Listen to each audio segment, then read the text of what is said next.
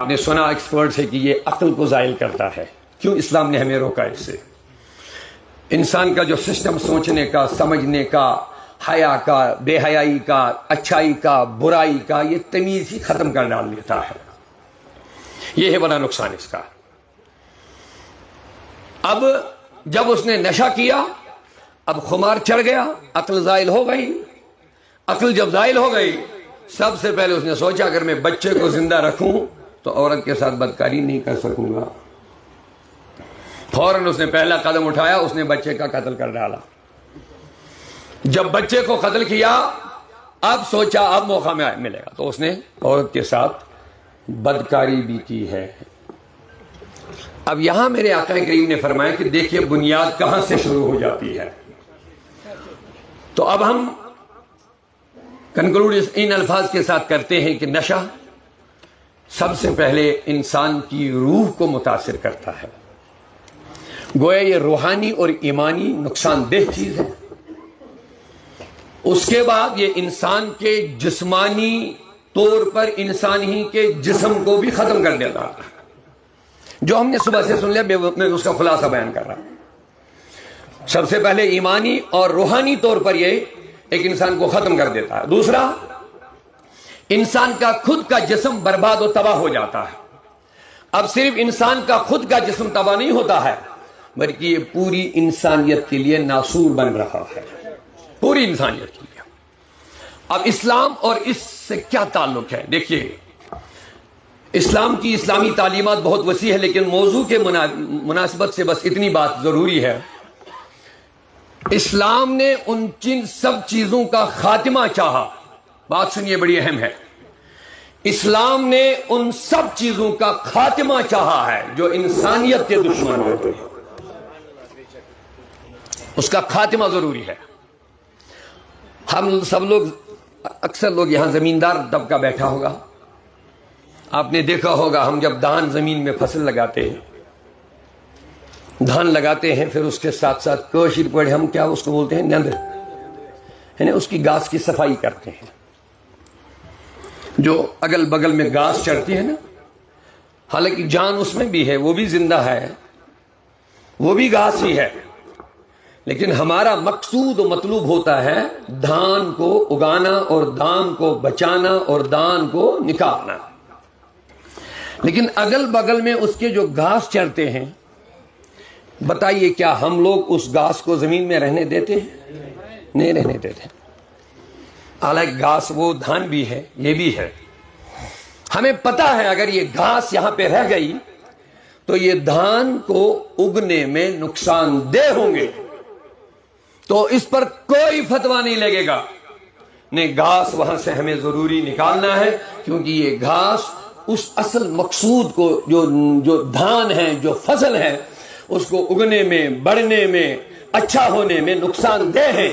تو بلا کسی سوچ سمجھ کے ہم اس کو چاہے دوا کے ذریعے سے یا زمین کے اندر گھس کر کے ہاتھوں سے نکال کر کے اس کو زمین کے باہر کر دیتے ہیں، کیونکہ مقصود ہمارا ہوتا ہے دھان کو، فصل کو بچانا. اسی طرح انسانوں میں جو انسانیت کے دشمن ہوتے ہیں، جو انسانوں میں انسان کی شکل میں انسانیت کے دشمن ہوتے ہیں، اسلام نے ان کو زندہ رہنے کا کوئی حق نہیں دیا ہے. کوئی حق نہیں دیا ہے. ہم اس وقت اسلامی رول پر بات کرنے نہیں آئے، لیکن ایک غلط فہمی کو ہم دور کرنے ضرور آئے ہیں کہ یہ جو انسانیت کا دشمن ہوتا ہے، اس کا خاتمہ بہت ضروری ہے. اب ہم ڈنڈا اٹھا کر کے ہم قانون کو اپنے ہاتھ میں نہیں لیتے ہیں، تو پولیس ڈپارٹمنٹ اور ایڈمنسٹریشن کو ہم ان پروگراموں میں کیوں بلاتے ہیں؟ ان کو مدعو کر کے اس چیز کا ہم ان کے ساتھ بات شیئر کرنا چاہتے ہیں. قانون ہمارے ہاتھ میں نہیں ہے، ڈنڈا ہم اپنے ہاتھ میں نہیں لے سکتے ہیں. پیارے آقا نے فرمایا جب آپ کوئی برائی دیکھو گے تو 3 چیزیں استعمال کرو، یا پاور، اپنے ہاتھوں سے اس برائی کا خاتمہ کرو. اگر آپ پاور استعمال نہیں کر سکتے، جو کہ ہمارے پاس ہے ہی نہیں، مقصود ہے انسانیت کو بچانا، کوئی غلط فہمی کا شکار نہ ہو جائے، مقصود ہے انسانیت کا بچانا، اور انسانیت کا دشمن جو بھی ہے، اگر انسان کی شکل میں بھی انسانیت کا دشمن ہوگا، بتائیے جو قاتل ہے وہ انسانیت کا دشمن ہے کہ نہیں؟ جو چور ہے، ڈاکو ہے، وہ انسانیت کا دشمن ہے کہ نہیں ہے؟ اور جو زانی ہے، جو بدکار ہے، جو انسانی نسل کو داغدار کر دیتا ہے، کیا اس کا خاتمہ ضروری نہیں ہے؟ اسی لیے اسلامک رولز تھوڑے ٹف لگ رہے ہیں، لیکن وہاں اسلام ظلم نہیں کرتا ہے، اسلام وہاں پہ انسانیت کو تحفظ دے رہا ہے۔ جس طرح آپ نے گھاس کو نکال کے پھینک دیا کیونکہ مقصود ہے تمہیں فصل بچانا، اسی طرح انسانوں میں سے جو انسانی شکل میں ہیں ان کو جس طریقے سے بھی چاہو اس کا خاتمہ کرو تاکہ انسانیت محفوظ رہے، یہ مقصود ہوتا ہے۔ اب ایڈمنسٹریشن اور پولیس کا ہمارے ساتھ بھرپور تعاون ہر وقت رہتا ہے، ہر وقت۔ کوتاہیوں کی شکایتیں بہت سارے ہوتے ہیں۔ یہاں کل ڈورو میں، یہاں کیا بولتے ہیں اس کو، پانزت میں نہیں، نسو سانگڑن میں ایک دلدوز واقعہ، بہت خطرناک واقعہ۔ پولیس ڈپارٹمنٹ کے پاس اس کی انفارمیشن آ گئی، وہاں کے ذمہ دار لوگوں نے ہم سے رابطہ کیا، لیکن انہوں نے پولیس کا بڑا شکریہ کیا، لیکن پولیس کی تھوڑی سی پہلے والے جو تھے، کہا آج تک بہت سارے چوری کے واقعات رونما ہوئے، کئی درخواستیں پولیس کے پاس پہنچی، یہ ان کا کہنا، میں اپنی طرف سے نہیں کہہ رہا ہوں، لیکن کاش تب سے لے کر کے آج تک ان کے خلاف کوئی کارروائی ہو گئی ہوتی، شاید یہاں تک نوبت نہ آ جاتی۔ حالانکہ آج کا جو پولیس ڈپارٹمنٹ کام کر رہا ہے ان کا بڑا شکریہ انہوں نے کیا، ایس پی صاحب ہو، ایس ایس پی صاحب، ڈی سی صاحب، سب کا انہوں نے شکریہ کیا کہ نہیں جناب، آج وہ خود آئے، ایس ایس پی صاحب ہمارے، ان لوگوں کا بھی لسٹ انہوں نے لیا ہے جن کے چوری آج تک 1 سال 2 سال سے ہو چکی ہے، لیکن درخواستوں پر کوئی توجہ نہیں دی گئی۔ تو کہنا یہ ہے بر وقت بیماری کا علاج بہت ضروری ہوتا ہے۔ ابھی ہمارے جاوید صاحب جو ڈرگس کے بارے میں بتا رہے، کہہ رہے ہیں ہم بہت لیٹ ہو گئے، لیکن ہمارا یہ یقین ہے دیر آئے کام ضائع نہیں ہوگا۔ انشاءاللہ ہمیں انسانیت کو بچانا ہے، ہمیں انسانوں کو بچانا ہے، اور ایڈمنسٹریشن کا ہمارا ساتھ بھرپور ضروری اس لیے ہے کہ یہ صرف آٹو والے اس میں مبتلا نہیں ہیں۔ اسلام کی بات سنیں گے، میرے نبی نے فرمایا شراب بنانے والا، شراب کی کاشت کرنے والا، بنانے والا، پلانے والا، چلانے والا، ایک جگہ سے دوسری جگہ لینے والا، ہر کسی کے لیے لعنت کی ہے اسلام نے۔ لیکن جو اس کا مافیا ہے، آخری دردمندانہ گزارش، جو مافیا ہے اس کے پیچھے، جن کا اس پر روزگار چلتا ہے، ہمارے نوجوانوں کی جوانیوں کے ساتھ کھیلتے ہیں، لیکن ان کا ان نوجوانوں کی جوانیوں پر روزگار چلتا ہے، اور وہ چھوٹے بندے نہیں ہوتے ہیں، وہ بڑے مگرمچھ ہوتے ہیں۔ تو ہم دردمندانہ گزارش کریں گے، ان لوگوں پر ہاتھ ڈالنے کی بڑی ضرورت ہے۔ ابھی یہاں کوئی دولت کے بارے میں بات کر رہا تھا کہ یورپ میں شاید ہمارے ہاں ایس ڈی پی صاحب نے بڑی اچھی بات بتائی کہ یہ غریب لوگ نہیں، جتنا پیسہ زیادہ آ گیا اتنا یہ زیادہ بڑھ گیا، جتنا پیسہ زیادہ آ گیا اتنا بڑھ گیا۔ تو پتہ چلا اس میں صرف غریب لوگ نہیں ہوتے ہیں، اس میں امیر لوگ ملوث ہو جاتے ہیں، اور حال یہ ہے جو اس میں مبتلا ہو جاتے ہیں وہ امیروں کے گھرانوں ہی کو اس میں ڈال دیتے ہیں، کیونکہ ان کو پیسوں کی بڑی ضرورت ہوتی ہے، اور وہ پیسہ غریبوں سے ملے گا نہیں، وہ تو بڑے لوگوں سے ہی ملتا ہے۔ تو لہذا گہرائی میں جانے کی بڑی ضرورت ہے، ہمارا بھرپور تعاون رہتا ہے ہر جمعے میں۔ اس کے لیے ہم آج کا سیمینار آپ کے لیے واضح ثبوت ہے کہ ہمیں فکر ہے اس چیز کی۔ اللہ کو، ہماری کوئی این جی او نہیں ہے، یہ این جی او نہیں، یہ ایک سمپل ٹرسٹ ہے، اس کا کوئی پیسہ نہیں آتا ہے، صرف عوام کے دیے ہوئے پیسوں پہ ہی یہ سارا کام چلتا ہے۔ ہمارے سماج میں بہت سارے این جی اوز ہیں جن کے پاس کروڑہا پیسہ آتا ہے ان کاموں کے لیے، لیکن یہ ایک درد لے کر کے ہم آئے ہیں، اپنے جیبوں سے ہمارے لوگ اس کے لیے پیسہ خرچ کرتے ہیں، اپنے جیبوں سے، کوئی پیچھے پیسہ نہیں آتا ہے اس کا، ہمارا جو صوت الاولیاء ہم اپنی بات کر رہے ہیں، لیکن یہ ایک صرف درد ہے ہمارے نوجوانوں کی، ہماری نوجوان نسل جو قوم کا سرمایہ ہے، جو ہمارا مستقبل ہے، جو ماں باپ کا سہارا ہے، جو سماج کا وقار ہے، ان کو بچانے کی ایک فکر ہماری ہے۔ اسی لیے اقبال نے کہہ دیا درد دل کے واسطے پیدا کیا انسان کو، یہ ایک انسانیت کا درد ہے ہمارے سینوں میں، انسانیت محفوظ ہو جائے۔ ہاں وہ الگ بات ہے اسلام کے نام پر بہت سارے لوگوں نے اسلام ہی کو بدنام کیا ہے. اس کا کیا کیا نام دیا, کیا وہ باتیں کرنا بھی مناسب نہیں, کہیں جہاد کہیں کچھ, کوئی کیا کیا نام دیا. وہ اسلام کو بدنام کرنے کی عالمی سطح پر سازشیں ہیں, باقی کچھ نہیں ہے. اسلام کی بات کرو گے تو میرے نبی سے سوال ہوا مسلمان کون ہے؟ کہا مسلمان وہ ہے جو اپنی زبان سے اپنے ہاتھ سے دوسرے مسلمان کو محفوظ رکھے گا. اب یہ تو اسلام کا مسئلہ, لیکن ایمان کا مسئلہ تھوڑا اس سے اوپر ہوتا ہے. یہ دو لفظ ہے اسلام اور ایمان. اسلام کبھی صرف ظاہری بھی ہوتا ہے, داخل نہیں ہوتا, لیکن ایمان داخل ہوتا ہے. فرق اتنا ہوتا ہے, اسلام صرف ظاہر, کبھی کبھی انسان کے پاس نماز روزہ زکوٰۃ حج پگڑی سب کچھ ہوگا, لیکن ایمان نہیں ہوگا, منافق ضرور ہو سکتا ہے. اب وہی لوگ اسلام کو بدنام کرنے کی سازشیں کرتے ہیں. اسی لیے ایمان کے بارے میں الگ سوال ہوا ہے. سوال ہوا اسلام کیا ہے؟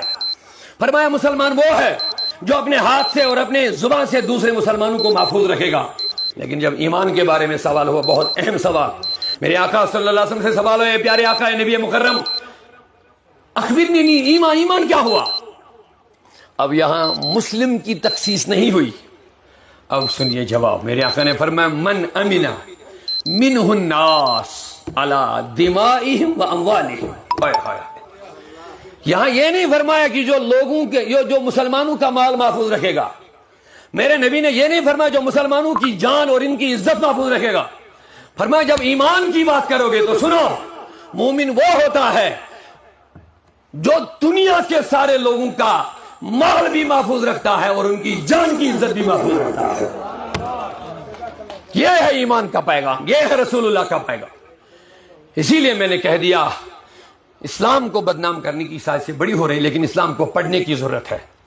اگر اسلام کو پڑھنا ہے تو خواجہ اجمیر کی شکل میں پڑھنا پڑے گا. اگر اسلام کو پڑھنا ہے تو شیخ العالم شیخ نور الدین العالمینی کی شکل میں پڑھنا پڑے گا. اسلام کو کسی ایرے گہرے کی شکل میں مت پڑھو, اسلام کو صوفیہ کی شکل میں پڑھو, صوفیہ کی شکل میں پڑھو. پھر پتہ چلے گا اسلام کس محبت, کس اخوت اور کس انسانی ہمدردی کا نام ہے. پھر پتہ چلے گا اسلام. تو لہذا ہمارا یہی جذبہ ہے, ہم بلا لحاظ مذہب و ملت, کیونکہ یہ وبا ایسی ہے جو مذہب دیکھ کر کے نہیں آتی ہے. ڈرگز کی وبا ایسی ہے جو مسلمان نان مسلم مذہب دیکھ کر کے نہیں آتی ہے. یہ ایسی وبا ہے جیسے کووڈ نے ہر کسی کو متاثر کر لیا ہے, اسی طرح یہ ڈرگز کی بیماری بھی بلا لحاظ مذہب ہر کسی کو متاثر کر رہا ہے. لہذا ہر کسی کو بلا لحاظ مذہب و ملت ہمیں کھڑا ہونا ہے اور انشاءاللہ آئندہ کے لیے پختہ عہد کرنا ہے. صرف ان پروگراموں پر محدود نہیں رہے گا, ڈور ٹو ڈور جا کر کے ہمیں ہر جوان سے ملنا ہے, ہر اپنی بہن سے مل کر کے ان کو بتانا ہے کیا صحیح ہے کیا غلط ہے, ہمیں کن چیزوں میں نقصان ہے. صرف یہ روحانی نقصان نہیں, یہ انسانی نقصان ہے, یہ جسمانی نقصان ہے. والدین پریشان ہیں. میں اس پرسوں سری نگر میں تھا, ایک دوست مجھے ملا, کہتا باپ بھی ڈاکٹر ہے بیوی بھی ڈاکٹر ہے. اب بتائیے صرف 2 ہی ہے گھر میں اور ایک لڑکا. اب بتائیے کتنی دولت والے ہیں. لیکن اس نے قسم کھائی, فرمایا دونوں ماں باپ رو رہے ہیں, رونے کے بغیر ان کے پاس کچھ نہیں ہے. میں نے کہا اتنے آباد اتنے خوش, دونوں ڈاکٹری کی کرسی پر بڑا پیسہ کما رہے ہوں گے. کہتے ہیں پیسوں کا ان کو پتہ نہیں کتنا ہے ہمارے پاس, لیکن ایک ہی بیٹا تھا, وہ بگڑ گیا, وہ ڈرگ ایڈکٹ ہو گیا, وہ نشے میں مبتلا ہو گیا. دونوں میاں بیوی رونے کے بغیر ان کے پاس کچھ نہیں ہے. اب بتائیے دولت کماتے ہو بچوں کے لیے, لیکن بچوں کی تعلیم و تربیت کا خیال نہ رکھو گے.